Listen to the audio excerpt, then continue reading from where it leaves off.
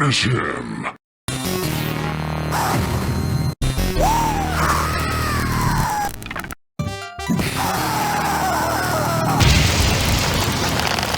Скука и отстой. По современным меркам, конечно же. Право на современные мерки закреплено за мной. Я есть Росреестр страданий.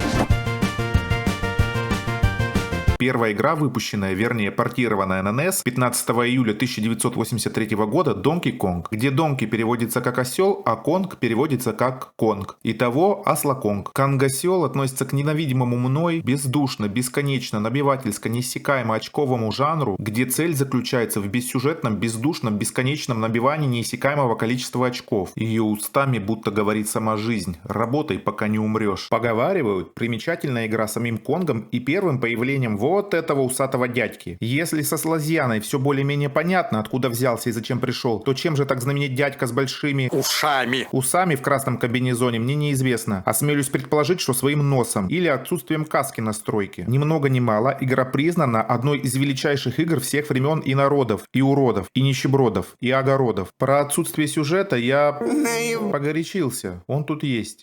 О, такой! Закоренелый преступник и рецидивист по кличке Донки Конг похитил женщину по имени Полина Ивановна, по совместительству первая дама в беде. Имя изменено в целях безопасности потерпевшей. На помощь ей бросается плотник, а по совместительству товарищ Аватар Джампмен Петрович. Имя изменено в целях сохранения водопроводности. Вот и весь сюжет.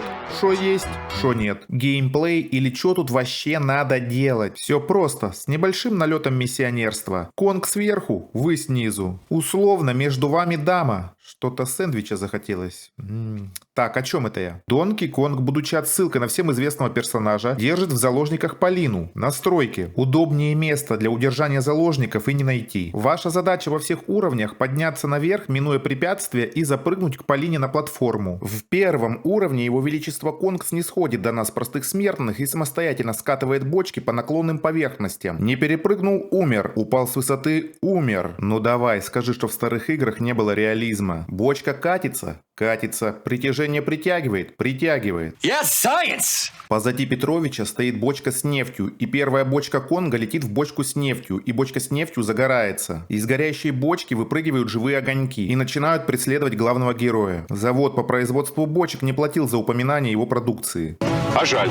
Паря в воздухе ожидает своего часа молот Тора, взяв который можно разбивать бочки и крошить черепа огоньков. На мой взгляд, не особо полезный бонус, ведь подобрав его, лазать по лестницам уже невозможно. Игра как бы говорит: хочешь жить, забудь про цель. Завидев приближение законного владельца Полины, Конг принимается хватать ее за всякое и ползет выше. И если бы он смотрел соответствующие фильмы документального содержания, то знал бы, что такие стремления покорять высоты добром не оканчиваются. Second Level, конвейерные ленты в разгар работы. Все по заветам Терминатора. Огоньки, выпрыгивающие из бочки, здесь более настойчивы. По лентам, как я понимаю, движутся тележки с камнями, но мне они больше напоминают тарелки с кашей. Лестницы, как в Гарри Поттере, предпочитают самостоятельное движение. Принцип прохождения не изменился, разве что стал поизвилистее. Из бонусов здесь зонтик и сумочка, которые добавляют вероятности чаще запрыгивать на платформу к Полине, я полагаю. Пошлость, пошлость, пошлость. Дальше уровень с движущимися платформами-лифтами. Вместо бочек прыгающие домкраты.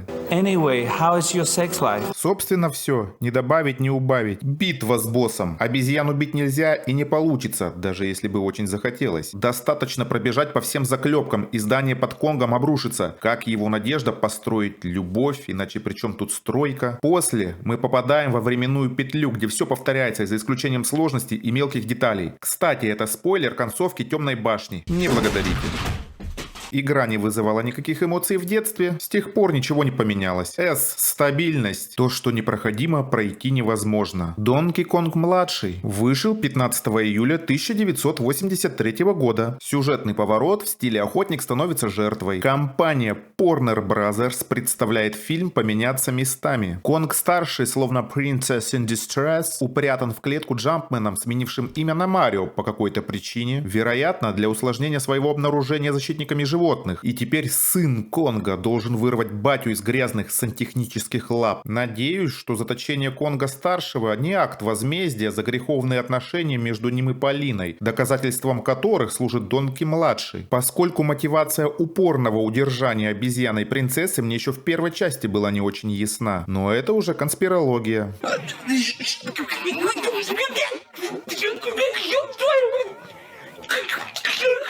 Monkey business. Основная механика осталась прежней, я бы называл ее через тернии к звездам.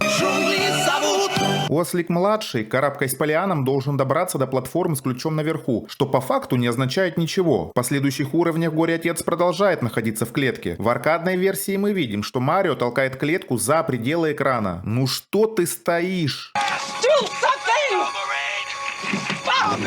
Сплошная бюрократия. Принеси ключ, чтобы открыть возможность принести еще ключи. Бонусы в виде съедобности не только дают дополнительные очки, но при падении могут сбивать с лиан врагов. Марио, будто заправский охотник-маньяк, насылает на малыша орды капканов с глазами. Второй уровень сменяет лианы цепями, а капканы птицами. Марио ачивнул спецнавык диснеевских принцесс по управлению разумом мелких животных для превращения их в послушных рабов. Зомби-птицы жертвуют своими нерожденными детьми и собой, только бы помешать продвижению главного героя. Но если у игрока пальцы растут с мест специально для роста пальцев предназначенных, то все попытки остановить его будут тщетны. Третий уровень – фабрика и убежище Марио на полставки. Если это фабрика по производству смерти, то можно согласиться с таким названием. Роли врагов исполняют электрические разряды, кружащие по металлическим полам с разной скоростью. Донки-старший, вероятно, сильно обидел Марио, иначе откуда такие изощренные способы навредить младшему? Последний уровень – это платформа, и кто бы сомневался, ведь это один из первых платформеров, на которой находится плененный орел молодой вместе с виновником своего печального положения. С платформы свисает 8 цепей с ключами внизу, которые необходимо дотолкать вверх. Главгад Марио пускает в ход всех своих миньонов с предыдущих уровней. Открываем замки, платформа исчезает. Донки и Марио, словно пес и гора, падают вниз, но сын ловит отца, спасая его от неминуемой гибели. А Марио, кажется, все. Но не насовсем, ведь цикл снова повторяется. По впечатлениям, та же история, что и с первой частью. Его нет совсем. Ни то, ни сё, ни туда, ни сюда. Шо то, шо это. Вообще плевать, и даже дверь не закрыта. Тем же днем, 15 июля 1983 года, вышла игра Попай. Где-то я это уже видел. Игра, конечно, пытается отличаться от предыдущих двух, и местами ей это удается, но нас так просто не проведешь. Первый уровень — порт. Не порт с аркадного автомата, а морской порт или что-то в этом духе. В левом углу уровня моряк Попай, что переводится как лупоглазый. Обидно.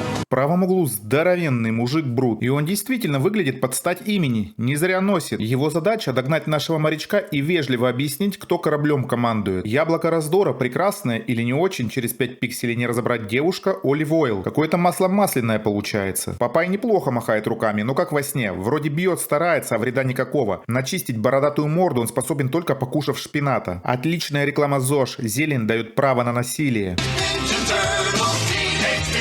Однако Брут, не будь дураком, мигом просекает, что расклад поединка не в его пользу и делает ноги. Но когда эффект БАДа заканчивается, снова начинает носиться за лупоглазым. Также подлеца можно подловить и сбить ему на голову бочку. В остальном игроку нужно держаться подальше от громилы, который может и как гром среди ясного, и со дна постучать, и выпивкой угостить. В общем, душа компании. Прохождение первого уровня заключается в ловле сердечек, символизирующих сладкие речи, или в простонародье ушную ссанину. Ни в коем случае нельзя допускать попадания всего, что не вывалится из возлюбленной в воду, даже если это будет ее прямая кишка. Иначе начинается отсчет времени, и если не успеть подобрать предмет, последствия будут катастрофичными. Второй уровень — живой квартал. Оливка, естественно, в вечернее время решает заняться музыкой, и дабы оградить соседей от плодов ее творчества, мы должны собрать все эти плоды в виде нот. Слева вверху летает какой-то чувак, предназначение которого я не постиг. Добавились качели, подбрасывающие всех желающих на верхний этаж. Бегаем, собираем,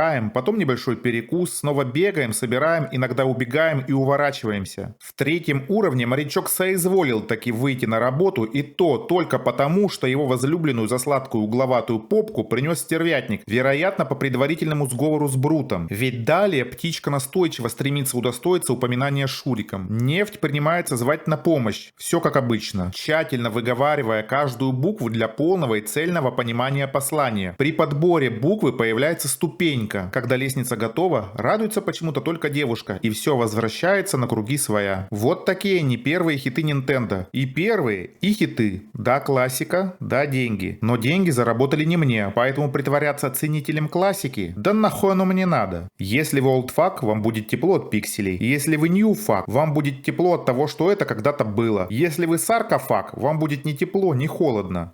Wait! No!